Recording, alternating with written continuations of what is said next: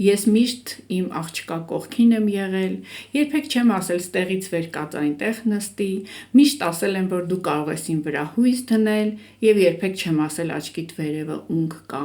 բայց արի ու տես, աղջիկս ինձանից գաղտնիք է պահում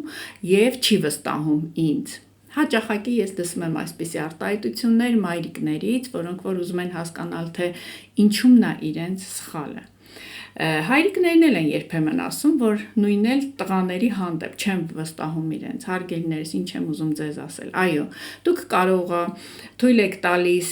ինքնուրույնություն եք տալիս ձեր երեխային, միշտ ոնց որ իր մեջքին կանգնած եք, միշտ իր հետ համաձայն եք, բայց օրինակ լինում է, որ դուք ենթադրենք հարևանի հետ խոսեք ու ասեք, բա գիտես,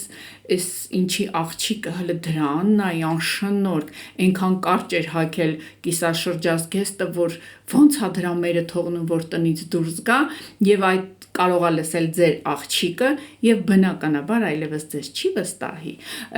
իր կիսաշրջազգեստը կդնի պայուսակի մեջ, տնից դուրս կգա, կհագնի, կգնա, հետ գալուց նույնը, կամ ենթադրենք ծանոթի հետ սուրճ եք խմում և ասում եք, հələ դրանն է, մազերը կարմիր գույն ա ներկե, կապիկ ոնց որ լինի, կարող է ձեր աղջիկն էլ ա ուզում կարմիր գույնի ներկի, բայց այդ ամենը ձեր շուրթերից լսելուց հետո արդեն չգիտի ինչ անի և ձեզ չի վստահում, ուրեմն ասածս ինչն է հարգելիներս, ձեր խոսքը և գործողությունները պետք է համընկնի, եթե դուք ձեր երեխայի հանդեպ մի ձև եք, բայց ձեր երեխան լսում է, որ